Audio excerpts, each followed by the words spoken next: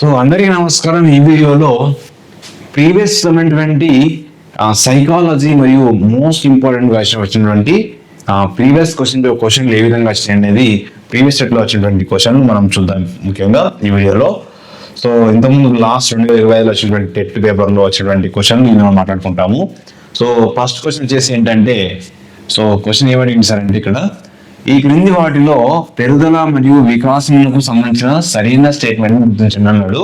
So వాటి మీద మనం మాట్లాడుకోవాలి. సో చూసినట్లయితే ఫస్ట్ ఏమన్నాడు, మానవ వికాసము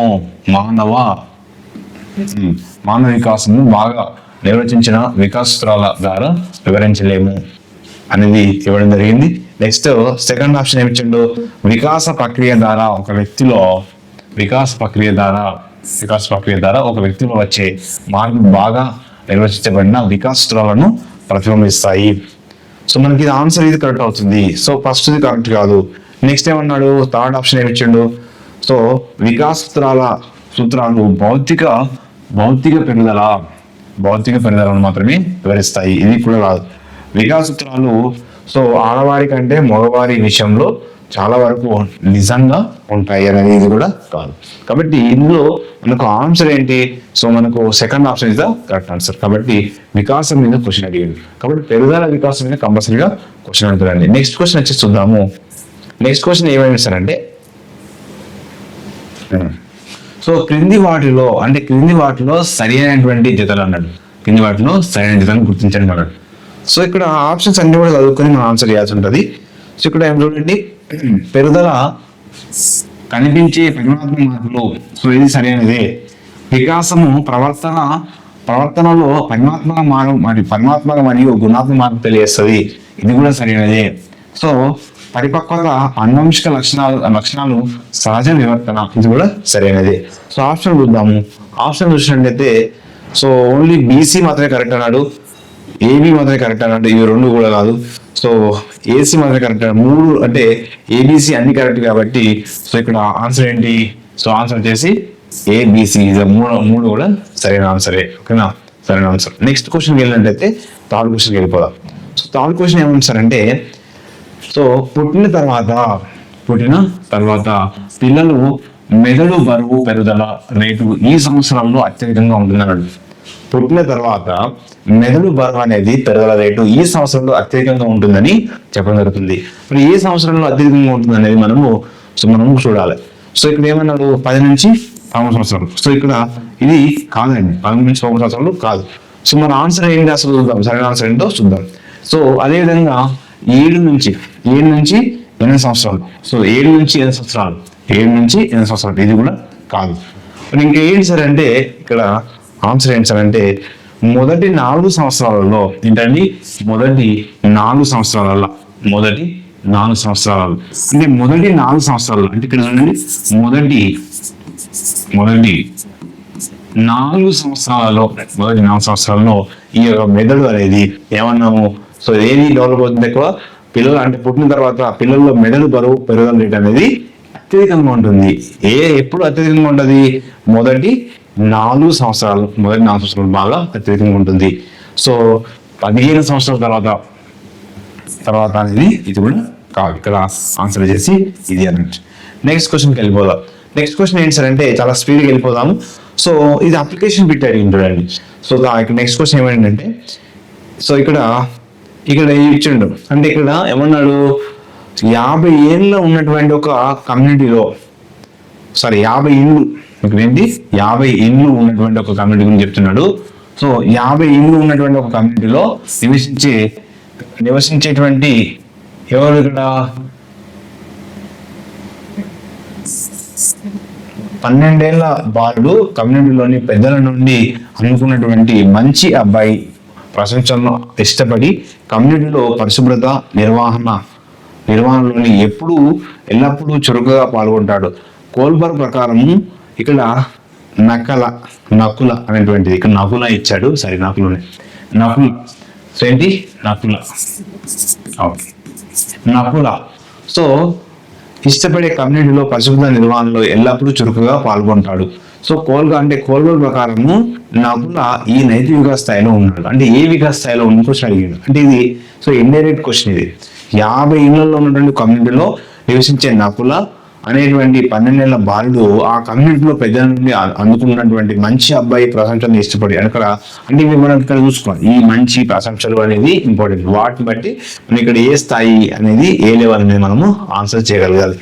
సో ఆన్సర్ వచ్చేసి ఏం సార్ అంటే మనకు సో ఇది 2వ స్థాయిలో కనిపిస్తుంటది. ఎన్నో స్థాయిలో కనిపిస్తుంది? సో మనకు ఆన్సర్ ఏంటంటే 2వ స్థాయి. అంటే సో 2వ స్థాయి ఇస్ ఆన్సర్ లెవెల్ 2లో మనకు కనిపిస్తూ ఉంటుంది. సో నెక్స్ట్ చూసినట్లయితే సో సెకండ్ అంటే 1వ స్థాయి కాదు, 3rd స్థాయి కాదు, ఓకేనా.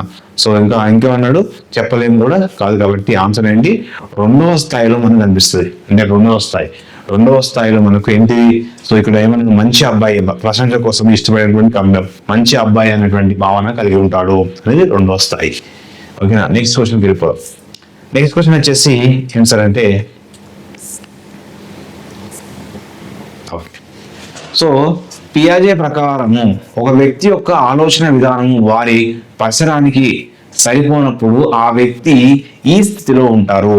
అంటే చూడండి డైరెక్ట్ క్వశ్చన్ అడిగి కొంచెము పియాజే ప్రకారం ఒక వ్యక్తి యొక్క ఆలోచన విధానము వారి పరిసరానికి సరిపోనప్పుడు ఆ వ్యక్తి ఏ విధంగా ఉంటాడు అంటే సమతుల్యతలో ఉంటాడా లేదా ఇంకేమన్నాడు అసమతుల్యతలో ఉంటాడా, సాంశీకరణం అన్నాడా, అనుగుణ్యం అన్నాడు. అంటే ఆన్సర్ ఏంటి సార్ అంటే ఇక్కడ దీని యొక్క ఆన్సర్ ఏంటి సార్ అంటే సో ఏంటి సో అసమతుల్యతలో ఉండి ఉంటాడు అన్నాడు ఇక్కడ ఈ యొక్క పియాజే ప్రకారం. నెక్స్ట్ వచ్చేసి నెక్స్ట్ క్వశ్చన్ వెళ్ళిపోదాం. నెక్స్ట్ క్వశ్చన్ ఏమైంది సార్ అంటే చాలా ఇది సో అప్లికేషన్ బిట్ అడిగాడు సార్. ఏంటి సార్ అంటే క్వశ్చన్ ఏంటి సార్ అంటే 4 సంవత్సరాల వయసు గల నజ్మా ఎక్కువ అన్వేషిస్తుంది మరియు అంటే ఇక్కడ తనంతానే అనేక కృత్యాలలో పాల్గొంటుంది. ఆమె ప్రవర్తనను ప్రోత్సహిస్తుంది ఎందుకంటే ఎరిక్సన్ ప్రకారము అది ఈ భావాన్ని అభివృద్ధి చేస్తుందని ఆమె నమ్ముతుంది. కాబట్టి ఇక్కడ ఇది అప్లికేషన్ బిట్ ఎరిక్సన్ లో ఉన్నటువంటి ఎరిక్సన్ సిద్ధాంతం మీద మన క్వశ్చన్ అడిగింది. ఇది అప్లికేషన్ బిట్. ఇక్కడ దీన్ని బట్టి మనం ఇక్కడ ఆన్సర్ చేయాల్సి ఉంటుంది. సో గుర్తింపు అయితే కాదు, సో శ్రమశీలత కాదు. మరి ఆన్సర్ ఏంటి సార్ అంటే చొరవ. ఇక్కడ ఏంటి ఏ భావన కలిగి ఉంటుండు? చొరవ అనేటువంటి భావన కలిగి ఉంటుంది. కాబట్టి ఆన్సర్ వచ్చేసి చొరవ. సో స్వయం ప్రతిపత్తి కూడా కాదు. కాబట్టి చొరవ అనేది ఆన్సర్ అవుతుంది. సో నెక్స్ట్ వచ్చేసి నెక్స్ట్ క్వశ్చన్ ఏందో చూద్దాం. సో చామ్స్కీ ప్రకారము మానవులు సహజసిద్ధమైనటువంటి భాషా నిర్మాణాలను కలిగి ఉంటారు, అందువల్ల భాష ప్రవర్తనలు ఎక్కువ భాగం అన్నాడు. చామ్స్కీ ప్రకారం మానవులు సహజసిద్ధమైనటువంటి భాష నిర్మాణాలను కలిగి ఉంటారు, అందువల్ల భాష ప్రవర్తనలు ఎక్కువ భాగము అన్నాడు. సో ఎక్కువ భాగం ఏం కలిగి ఉంటారు అనేది చూడాలి. ఇక్కడ ఏంటి సార్ అంటే మానసికమైనదా, జీవ సంబంధమైనదా, ఓకేనా, చేతన అభ్యసనమా, ఇంకా సో నిబంధిత అభ్యసనం అన్నాడు. కాబట్టి ఏంటి ఆన్సర్ ఏంటి అంటే ఇది జీవ సంబంధమైనది. ఏంటి ఎలాంటిదండి? జీవ సంబంధమైనది అనేది గుర్తుపెట్టుకోవాలి. సో ఇది చామ్స్కీ ప్రకారం మానవులు సహజమైనటువంటి భాష నిర్మాణం కలిగి ఉంటారు, అది జీవ సంబంధమైనది. ఏంటిది? జీవ సంబంధంగా ఉంటుంది. నెక్స్ట్ వచ్చేసి నెక్స్ట్ క్వశ్చన్ చూద్దాం. నెక్స్ట్ క్వశ్చన్ వచ్చేసి సో క్రింది వాటిలో సమైక్య ఆలోచనకు సంబంధించిన ఉదాహరణ గుర్తించండి. అంటే సమైక్య ఆలోచన మీద దానికి సంబంధించిన ఉదాహరణలు. అంటే చూడండి అప్లికేషన్ బిట్ అడుగుతున్నాడు. చాలా వరకు కూడా ఎట్లా అడుగుతున్నాడు? అప్లికేషన్ బిట్ అడుగుతున్నాడు. సో పిల్లలకు స్వేచ్ఛను అంటే ఇవ్వడం వల్ల కలిగే ప్రయోజనాలు వివరించమని సో ఒక తల్లిని తన బిడ్డను అడగడము ఇది కాదు, ఆన్సర్ ఇది కాదు. సో మరి ఇంకేమవుతుంది సార్ అంటే ఒక ఉపాధ్యాయుడు బ్లాక్ బోర్డ్ డస్టర్ని సో ఏమన్నాడు, మనం ఎన్ని విధాలుగా ఉపయోగించగలము అని ప్రశ్న వేయడం, ఇది కూడా సో సరైన ఆన్సర్ కాదు. ఇంకేమన్నాడు నెక్స్ట్ ఆప్షన్ ఒక ప్రిన్సిపల్ విద్యార్థులను తమ పాఠశాల రోజు కోసము మంచి ఇతివృత్తం సూచించమని అడగడం, ఇది కూడా కాదు, ఇది సంబంధించింది. సో మనం లాస్ట్ ఆప్షన్ కరెక్ట్ ఉందండి. భారతదేశంలో ఎన్ని రాష్ట్రాలలో హిందీ మాతృభాషగా ఉంది అనే ప్రశ్న సమాధానం చెప్పేందుకు ప్రయత్నిస్తున్నటువంటి విద్యార్థి. అంటే ఇక్కడ ఇది భారతదేశంలో ఎన్ని రాష్ట్రాల్లో హిందీ మాతృభాషగా ఉంది, ఇది ఏ ఆలోచన సంబంధించింది? ఇది సో ఏ ఆలోచన సార్ అంటే మనకి ఇక్కడ ఇచ్చిండు సమైక్య ఆలోచన. ఏ ఆలోచన? సమైక్య ఆలోచన కలిగి ఉన్న అంశం గురించి. అంటే ఇండైరెక్ట్ బిట్ అన్నట్టు డైరెక్ట్ అడగకుండా ఇండైరెక్ట్ అడిగింది కాబట్టి సో ఇట్లాంటి క్వశ్చన్లు ఎక్కువగా మనకు సో ఎగ్జామ్ లో మళ్ళీ కూడా ఈసారి కూడా ఇట్లాంటి క్వశ్చన్లు అడిగే అవకాశం ఉంది. లాస్ట్ సారి అన్నిటిలో కూడా నెక్స్ట్. సో టెర్మన్ ప్రజ్ఞాలబ్ధి ఏమన్నాడు? టెర్మన్ ప్రజ్ఞాలబ్ధి ఐక్యూ విజ్ఞానం ప్రకారము సో అవరోహణ క్రమంలో ప్రజ్ఞ యొక్క 4వ స్థాయి అడిగింది. ఎన్నో స్థాయి అడిగిండు? 4వ స్థాయి అడిగింది. సో ఇక్కడ 4వ స్థాయి ఏంటి సార్ అంటే ఆ 4వ స్థాయి చూద్దాం. 4వ స్థాయి ఏంటో చూద్దాం. సో ఒకటి సగటు ప్రజ్ఞావంతుల, తెలివి తక్కువ వారా, ఏమన్నాడు? అధిక ప్రజ్ఞావంతుల మరియు అల్పబుద్ధి మందుల. దీని నుంచి మనకు ఆ టేబుల్ నుంచి అడిగాడు. ఈ టేబుల్ నుంచి గ్యారంటీ ఈ ఐక్యూ మీద కంపల్సరీ క్వశ్చన్ అడుగుతున్నాడు. కాబట్టి ఆన్సర్ ఏంటి? ఈ 4వ స్థాయిలో ఉన్నవారు సగటు ప్రజ్ఞావంతులు. 4వ స్థాయి ఉన్న వాళ్ళు అంటే సగటు ప్రజ్ఞావంతులు. ఓకేనా? నెక్స్ట్ క్వశ్చన్కి వెళ్ళిపోదాము. నెక్స్ట్ క్వశ్చన్ వచ్చేసి ఇక్కడ ఏం సార్ అంటే ఇది కూడా అప్లికేషన్ బిట్ అడిగింది. ఒక వ్యక్తి నేను తెలంగాణ రాష్ట్రానికి చెందినటువంటి ఒక అందమైనటువంటి దయగల దేవునికి భయపడే వ్యక్తిని అన్నారు. ఆ వ్యక్తి తన గురించి కింది ఏ అంశాలకు సంబంధించిన మాట్లాడుతున్నాడు అంటే ఇక్కడ ఇది విలువలకు సంబంధించింది. చూడండి ఇక్కడ. సో శారీరకన, భావోద్వేగన, సాంఘికన, ఆధ్యాత్మికత అన్నాడు. సో ఇక అంశాలు అనేది మనం ఎంచుకోవాలి. సో చూడండి ఇవి ఏ విధంగా ఉంది ఇది. సో దీనికి సంబంధించిన అంశాలు చూసినట్లయితే సో ఇక్కడ శారీరకంగా అనిపిస్తుంది, శారీరక అందం అన్నాడు. సో దయగల దేవుని అంటే ఇక్కడ మామూలుగా అందము, దయగల దేవుని అనేటువంటి అంశాలు ఇక్కడ మనకు కనిపిస్తున్నాయి. కాబట్టి ఇందులో ఆన్సర్ అంటే ఆప్షన్స్ అన్ని అంటే ఏ. సో ఆన్సర్ ఏంటంటే ఏ. సో ఏ కరెక్టే, బి కరెక్టే, సి కరెక్టే మరియు డి కరెక్టే. కాబట్టి సో ఇందులో మనకు ఆప్షన్ బట్టి చూడండి ఇక్కడ ఏమన్నాడు? అందమైన సో ఏంటి? అందమైన దయగల దేవుని భయపడే వ్యక్తిని అన్నారు. కాబట్టి ఇక్కడ సో శారీరక వస్తుంది, భావోద్వేగ వస్తుంది, సాంఘిక వస్తుంది మరియు ఆధ్యాత్మిక అంశాలు. దేవుని కంటే ఇక్కడ దేవుని కోరడం ఆధ్యాత్మికం. ఓకేనా? సో అదేవిధంగా శారీరకంగా అంటే అందం. ఓకేనా? సో దయ అంటే భావోద్వేగం ఇక్కడ ఏంటి? తెలంగాణ రాష్ట్రంలో అనేక అంశాల గురించి ఉన్నది కాబట్టి అది సాంఘికులు. కాబట్టి ఇది కూడా సోషల్ కూడా వస్తున్నాడండి. కాబట్టి ఇవి అన్ని కూడా కరెక్టే. నెక్స్ట్ క్వశ్చన్ ఏంటో చూద్దాం. సో ఇది కూడా అప్లికేషన్ బిట్ అడిగింది. పై అధికారి తన ప్రతిపాదనను తిరస్కరించిన కారణంగా ఒక అధికారి బయటకు వచ్చి తన డ్రైవర్తో నువ్వు ప్రవేశద్వారం వద్ద సిద్ధంగా ఉండలేవా అని అరిచాడు. ఇది ఈ రక్షతంత్రానికి ఉదాహరణ. పై అధికారి తన ప్రతిపాదనను తిరస్కరించిన కారణంగా ఆ ఒక అధికారి బయటకు వచ్చి తన డ్రైవర్తో నువ్వు ప్రవేశద్వారం వద్ద సిద్ధంగా ఉండలేవా అని అరిచాడు. ఈ పరిరక్షతంత్రానికి ఉదాహరణ. సో పై అధికారి అన్నాడంటే చూడండి ఇది సింపుల్ బిట్ అడిగిన. పై అధికారం అంటే ఏం చేయాలి ఇక్కడ? సో మనకు ఆప్షన్ లో విస్థాపనం అంటే ఇక్కడ సో పెద్దవాళ్ళు చిన్నవాళ్ళ మీద సో వాళ్ళను తిట్టడం అన్నట్టు. సో హెడ్ మాస్టర్ పిల్లవాడిని తిడితే పిల్లవాడు ఒక వస్తువును పాల్గొట్టడం. కాబట్టి ఇక్కడ ఏమని చిన్నపిల్లలు అంటే చూడండి ఇక్కడ సో ప్రతిపాదన తిరస్కరించిన కారణంగా అధికారి బయట వచ్చి తన డ్రైవర్తో. కాబట్టి ఇక్కడ ఏంటి? ఏకీకరణ కాదు, పచ్చర్య ఉద్భవం కాదు, విస్థాపనం. ఏంటి? విస్థాపనం. ఆన్సర్ అంటే విస్థాపనము. నెక్స్ట్ ప్రక్షేపణం కూడా కాదు, కాబట్టి విస్థాపనం అవుతుంది. నెక్స్ట్ క్వశ్చన్ ఇది సింపుల్ క్వశ్చన్. కాబట్టి అది కూడా ఏంటి ఎట్లా అడిగిండు? సో ఇండైరెక్ట్ క్వశ్చన్ అడిగిండు. కాబట్టి మనం ఈ రక్షణంత్రాలు అన్ని గుర్తుపెట్టుకుంటే మనం ఇండైరెక్ట్ క్వశ్చన్ కూడా ఆన్సర్ చేయగలుగుతాం. సో ఇక్కడ నిర్ధారణ మాపని రూపకల్పనలో కింది వాటిలో ఒకటి సాధ్యం కాదన్నాడు. సో ఒకటి సాధ్యం కాదు అంటే సాధ్యం కానిది అడిగింది ఇక్కడ. సాధ్యం కానిది అంటే మిగతా అన్ని కూడా సాధ్యమయ్యేటివి, ఒకటి సాధ్యం కాదు. సో నిర్ధారకుడిని సంప్రదించి నిర్ధారణ చేయాలనేది ఇక్కడ. ఇది ఆన్సర్. వాస్తవానికి ఆన్సర్ ఏంటి? సో ఆన్సర్ ఇది అంటే ఇది దీనికి సంబంధించింది. సో ఇది కింది వాటిలో సాధ్యం కానిది ఇది అండి ఫస్ట్ ఆప్షన్. మిగతా అన్ని కూడా ఏమవుతాయి? సాధ్యం అవుతాయి అన్నట్టు. అంటే సో నిర్ధారించబడే లక్షణాంశము స్పష్టంగా నిర్వచించబడాలి. ఇది కరెక్టే. సో నిర్ధారణ చేయబడే లక్షణాంశము పరిశీలించదగిన ఉండాలి. ఓకేనా. లక్షణాంశం యొక్క స్థాయిలు తప్పనిసరిగా నిర్వహించబడాలి, ఇది కూడా కరెక్టే. కాబట్టి అంటే ఇక్కడ కానిది మాత్రం ఏంటి సార్ అంటే నిర్ధారకుడిని సంప్రదించి నిర్ధారణ చేయాలి, అది సార్ అంటే కానిది. కానీ ఆన్సర్ మాత్రం ఇక్కడ కానిది కాబట్టి ఇది ఆన్సర్ అవుతుంది. ఓకేనా. నెక్స్ట్ క్వశ్చన్ వచ్చేసి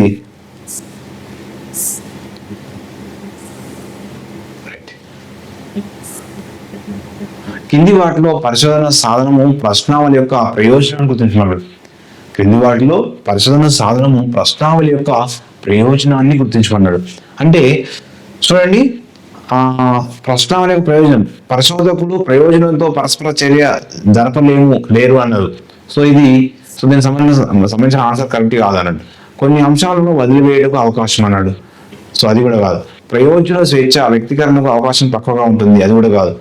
విస్తృతంగా ఇక్కడ ఏమన్నా ఆన్సర్ ఏంటంటే దీనికి ఆన్సర్ ఏంటంటే విస్తృతంగా వ్యాపించండి మరియు ఉన్న నమూనా నుండి డేటాను స్వీకరించవచ్చు. విస్తృతంగా వ్యాపించబడి అంటే ఉన్న నమూనా నుండి డేటాను సేకరించవచ్చు. దీని ద్వారా నెక్స్ట్ క్వశ్చన్ ఏందో చూద్దాం. నెక్స్ట్ క్వశ్చన్ వచ్చేసి ఏం సార్ అంటే అభ్యసన ప్రక్రియలో మొదటి సోపానం అడిగాను. అభ్యసన ప్రక్రియలో మొదటి సోపానం అంటే మనకి గుర్తుపెట్టుకోవాలి. అభ్యసన ప్రక్రియలో ఉన్నటువంటి సోపానాలలో మొదటి సోపానం అంటే పేరకం ఏమంటామండి. మోటివ్ అంటే పేరకం, ఇది మొదటి సోపానం. మనం మీద అవసరం లేదు కాబట్టి ఆన్సర్ డైరెక్ట్ పేరకం అవుతుంది. నెక్స్ట్ క్వశ్చన్ ఏంటో చూద్దాం. నెక్స్ట్ క్వశ్చన్ ఏంటి సార్ అంటే ఒక టీచరు ఆమె విద్యార్థులను ప్రతిరోజు ఉదయం ఏ అల్పాహారం తీసుకుంటారని అడిగారు. విద్యార్థులు ఇడ్లీ, దోశ, రొట్టె లేదా ఉప్మా తింటామని బదులిచ్చారు. అందరి సమాధానం విన్న తర్వాత విద్యార్థులు అన్నం ఉదయాన్నే తీసుకునే ఆహారం కాదని తెలుసుకున్నారు. దీనికి ఒక ఉదాహరణ అన్నాడు. ఇది అప్లికేషన్ బిట్. దీనికి ఆన్సర్ ఏమవుతుంది? ఏంటి సార్ అంటే ఇక్కడ మనకు సాధారణీకరణ ఉంది. దీన్ని ఏమంటారంటే సాధారణీకరణ అంటాం. సాధారణీకరణ అంటే ఏంటి? ఇక్కడ అనేక అంశాలు నేర్చుకున్నారు. అంటే ఏంటి అసలు టిఫిన్ అంటే ఏంటి, భోజనం అంటే ఏంటి, క్లారిటీగా ఇచ్చారు. అంటే ఒక అంశాన్ని జనరలైజేషన్ చేశారు, అంటే సాధారణీకరణ చేశారు. అంటే ఇక్కడ ఇడ్లీ ఒక టిఫిన్, దోశ టిఫిన్, రొట్టె టిఫిన్, ఉప్మా టిఫిన్. అంటే భోజనం ఏంటి అంటే అన్నం తింటే అది భోజనం కింద ఉంది. అంటే ఇక్కడ అది భోజనం కింద వస్తుంది. కాబట్టి ఇక్కడ ఇది అల్పాహారం కాదు అని తెలుసుకున్నారు. కాబట్టి ఇక్కడ ఏంటంటే ఇది ఒక సాధారణిక అంటే జనరలైజేషన్ చెప్పడం జరుగుతుంది. కాబట్టి అది ఇండైరెక్ట్ క్వశ్చన్. కాబట్టి సింపుల్ క్వశ్చన్ అయినప్పటికీ కూడా ఇండైరెక్ట్ క్వశ్చన్. ఇక్కడ నెక్స్ట్ క్వశ్చన్ వచ్చేసి శిరీష తండ్రి అమ్మాయిలు స్వయం సహాయకంగా ఉన్నారని భావిస్తారు. అతని ప్రభావంతో శిరీష కరాటే క్లాసులో చేరింది. ఆమె ప్రతిభకు లభిస్తున్నటువంటి ప్రశ్నలతో తక్కువ వ్యవధిలో ఆమె బ్లాక్ బెల్ట్ పొందింది. ఈ ఉదాహరణ తారండక్ యొక్క ఈ నియమానికి సంబంధించి. చూడండి, మొత్తం కూడా చాలా వరకు అప్లికేషన్ బిట్ అడుగుతున్నాడు. శిరీష తండ్రి అమ్మాయిలు స్వయం సహాయకంగా ఉండాలని భావిస్తున్నారు. కాబట్టి ఇక్కడ ఏది సిద్ధాంతం అని చెప్పింది ఇక్కడ. ఇక్కడ ఏంటి, ఇది ఫలిత నియమం. అంటే వాళ్ళు ఇక్కడ ఏంటి సంసిద్ధ నియమం, అంటే సంసిద్ధ నియమం కాదు, సారూప్యత నియమం కాదు, సంసారిక నియమం కూడా కాదు, అంటే మార్క్స్ నియమం కూడా కాదు. ఇది ఒక ఫలిత నియమం. అంటే ఏంటి, వీళ్ళు ఇక్కడ అతని ప్రభావంతో శిరీష కరాటే క్లాసులో చేరింది. ఆమె ప్రతిభకు అంటే లభిస్తుండే ప్రసంగంతో తక్కువ వ్యవధిలో ఆమె బ్లాక్ బెల్ట్ పొందింది. అంటే ఇక్కడ ఏంటి, ఒక ఫలితాన్ని పొందింది. ఫలితం పొందింది కాబట్టి ఇక్కడ ఏ నియమం వస్తుంది? ఇక్కడ ఇది ఒక ఫలిత నియమం దేని ప్రకారము? తారండక్ ప్రకారం. నెక్స్ట్ క్వశ్చన్ ఏంటో చూద్దాం. నెక్స్ట్ క్వశ్చన్ వచ్చేసి శశి తన తల్లికి వంట చేయడంలో నిపుణత మరియు ఎక్కువ పరిజ్ఞానం ఉన్నందున బిర్యానీ చేయడానికి ఆమె తల్లి నుండి చిట్కాలు తీసుకుంటుంది. ఈ రకమైన అభ్యసనము వివరించేవారు అన్నాడు. అంటే ఇక్కడ ఇది కూడా ఇండైరెక్ట్ క్వశ్చన్. ఇండైరెక్ట్ క్వశ్చన్ కాబట్టి పియాజే కాదు, వైగటస్కి. ఎవరండి? ఇది వైగటస్కి. అంటే ఏంటి అన్నాడు, శశి తన తల్లికి వంట చేయడంలో నిపుణత, ఎక్కువ జ్ఞానం అన్నాడు. కాబట్టి ఇది పియాజే కాదు, ఎవరు? వైగటస్కి అవుతుంది. ఏమండి? వైగటస్కి. ఆన్సర్ ఏంటంటే వైగటస్కి. నెక్స్ట్ క్వశ్చన్ ఏందో చూద్దాం. ఏంటి సార్ అంటే ఈ సిద్ధాంతం ప్రకారము వ్యక్తి ప్రతి అనుభవాన్ని స్వయంగా పొందాల్సిన అవసరం లేదు, ఇతరుల ఉదాహరణ నుండి నేర్చుకోవచ్చు అన్నాడు. సో ఏ సిద్ధాంతం నుంచి అన్నాడు? పరిశీలనాత్మక, అంతర్దృష్ట్యా, శాస్త్రీయ నిబంధన. ఇది ఇండైరెక్ట్ క్వశ్చన్ కాబట్టి ఆన్సర్ ఏంటంటే ఇది పరిశీలనాత్మక అభ్యాసం నుంచి. అంటే ఈ సిద్ధాంతం ప్రకారం ప్రతి వ్యక్తి అనుభవాన్ని స్వయంగా పొందాల్సిన అవసరం లేదు. అంటే పరిశీలన స్వయంగా పొందిన అనుభవం కాదు కాబట్టి ఇది పరిశీలన చేస్తుంది కాబట్టి పరిశీలనాత్మక అభ్యసన సిద్ధాంతము, పరిశీలనాత్మక అభ్యసన సిద్ధాంతము ఆన్సర్ ఏమవుతుందండి? పరిశీలనాత్మక అభ్యసనము. ఓకేనా. నెక్స్ట్ క్వశ్చన్ వచ్చేసి సో అంతర్దృష్టి అభ్యసనము.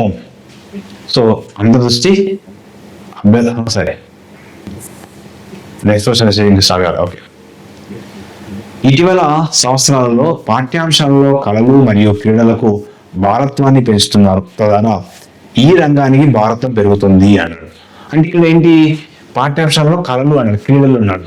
సో ఇక్కడ ఇది దేనికి సంబంధించింది? కళలు క్రీడలు దేనికి సంబంధించింది అనేటువంటి ఇక్కడ మనకు సో దాని మీద అడిగింది. అంటే ఇక్కడ ఏంటి? సో ఏమన్నాడు?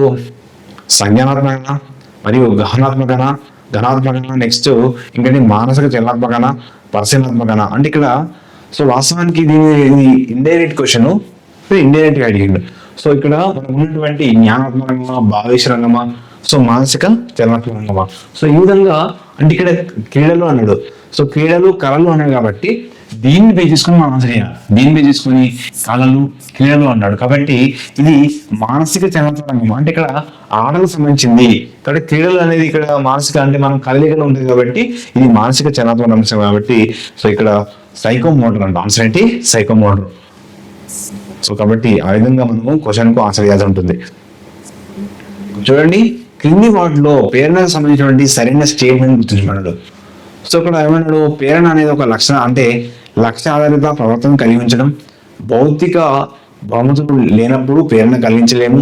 ప్రేరణ అనేది ప్రవర్తనను వేగవంతం చేసే అంతర్గత శక్తి. సో సరైన సమాధానాన్ని ఏబి సార్ ఇచ్చింది. దీనిలో సరైన సమాధానం అన్నాడు. సరైన సమాధానాలు. సో ఏంటి సార్ అంటే ఇక్కడ మనకు రెండు మాత్రమే కరెక్ట్. ఏంటి? ఏసీ మాత్రమే కరెక్ట్. ఏంటండి? ఏసీ అంటే ఏంటి సార్ అంటే ఇక్కడ ప్రేరణ అనేది ఒక లక్ష్య ఆధారిత ప్రవర్తన కలిగించడం. ఇది కరెక్టే. ప్రేరణ అనేది ప్రవర్తనను వేగవంతం చేసే అంతర్గత శక్తి. సో భౌతిక బహుమతులు లేనప్పుడు ప్రేరణ కలిగించలేము అనేది ఇది కానివి. అది సరైన స్టేట్మెంట్ మాత్రమే, రెండు మాత్రమే కాబట్టి ఆన్సర్ ఏమవుతుంది? సో ఇక్కడ ఆన్సర్ అనేది ఏసీ మాత్రమే అవుతుంది. సో 21 క్వశ్చన్ కాబట్టి నెక్స్ట్ వీడియోలో మనము ఇంకా మీ రిమైనింగ్ క్వశ్చన్ చూద్దాం. So thank you to all.